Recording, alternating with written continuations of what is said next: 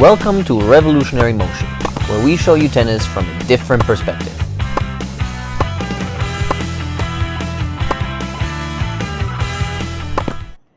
Today we're going to talk a little about footwork, about your leg positioning, about open stance and closed stance, and how you should correctly position your legs to get a more effective shot.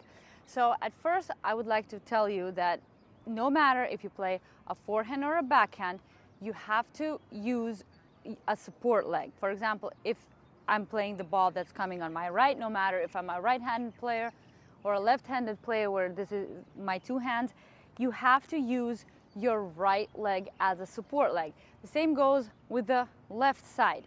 If it's the left side, you use your left leg. So if you hit on the right side, you use your right leg. If you play on your left side, you use your left leg. And that goes for both closed and open stance. We tell you that an open stance or a closed stance depends on where your toes are pointing. So for example, if my toes are pointing forward, then I have an open stance because my hips are pointing towards the net. If I turn my toes to the side, this is a closed stance because my hips turn sideways. Does that make sense? Like for example, I can stand in an open stance, but I turn my toe and I completely turn my hips. I kind of close myself more towards the net. This is just a little bit for you guys to understand us better what we mean. So what I want to bring to your attention today is a little bit of the weight transfer. How does it work from the support leg, and why do we use the right leg on our right side and our left leg on our left side? With the open stance, it's kind of clear, right? If you like step to the side and you hit from here. With the closed stance, it becomes more complicated. But I know that most of the people try to teach like closed stance or like to turn sideways to the net, I would say. And for that reason, I would like to explain how you should approach that. So from this angle, it's going to be easier to see what I'm going to show you right now.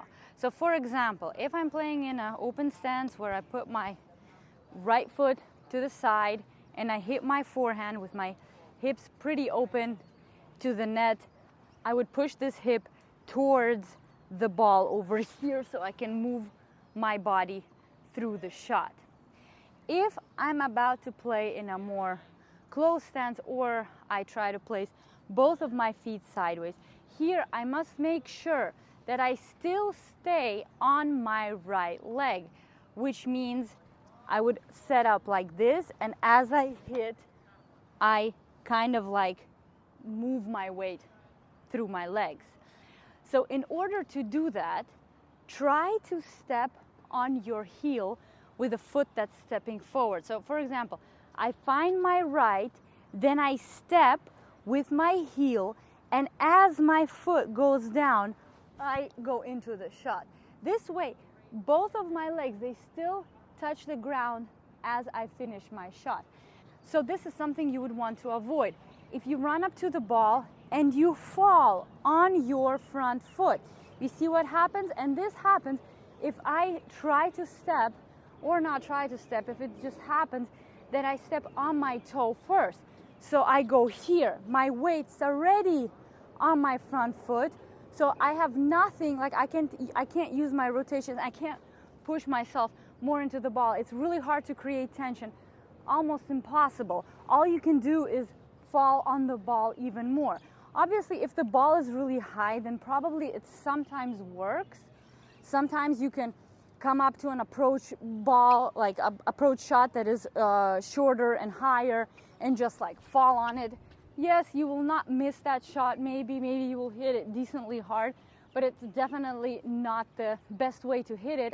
You should come up and stand on your back foot, which on the right side is your right leg. As I said, it doesn't matter if you're righty or a lefty. It will go the same thing for two hands here. And then to make sure that your weight doesn't go on your front foot faster than needed, you have to go on your heel and then kind of roll over, all right? To avoid doing this, for example. Every time your back leg, like your support leg, loses the ground, that means you went on your front foot too early. And again, it's not like it's impossible to put the ball in like that. It's just a better way, and it gives you higher quality shots, and it gives you a bigger potential to actually use your strength and use the correct technique. Also, if you stay low throughout the shot, like for example, if it's an open stance, you stay low like this, or if you play in a closed stance, you stay low like this, you're more stable, and it's less likely that your racket will go off the ball as you hit. That means that you would be way more precise when you hit. I'll show you a couple examples on the backhand as well. So on the backhand, it would look something like this. You make a backswing, you come up, you find your right leg, then you take the final step, you step it on your heel, and you move through your toe, and then you're still staying grounded. That way, I don't know, like you'll probably feel that you're mainly pushing off, and you have more stability if you're using your left leg when you're playing on the left side, rather than approaching it like this. So what is the difference and why people actually end up doing this? Unfortunately, not everybody can find the distance to the ball right away like this. So what happens is that you move to the ball, and then you see that the ball appeared shorter than you expected, and you take that extra step to reach the ball, and that's why you end up hitting it here. As you see, my weight is already transferred on my front leg. I can't hit the ball with rotation. I can't use the tension that I created or anything. I'm just falling on it. As I said earlier, yes, you can put the ball in. Yes, probably you can hit it decently hard if you're a very strong person, but you cannot use the highest potential of your body and your technique and everything. So that is why movement is so important. You have to try to come up to the ball when you don't need to take that extra step anymore.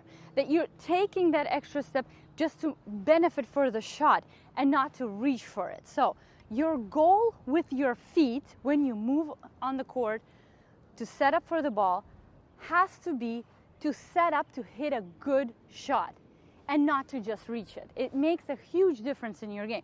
If you move just to reach the ball and just hit it somehow, you will never produce high quality shots or like play clean on a consistent basis. You will get them in here and there, but they will always feel like you're off balance, you can't really hit a good shot or anything. So if you change that mindset and you start moving to the ball according to, like, if it's a little bit shorter, you come a little bit closer. If it's a little bit further, you move a little bit back to the side here. Like, you always move in a way that you're trying to set up that back foot, and you're using your other foot, the front foot, to actually like get this momentum going into the ball. You will be able to hit way more precise, way harder, and you'll just elevate to another point. So try this and let me know how it affected your game. Here we have a couple examples of me hitting from heel to toe. You can see that I'm really stable and I can stop and hit through my shots. And a couple more examples on the backhand side.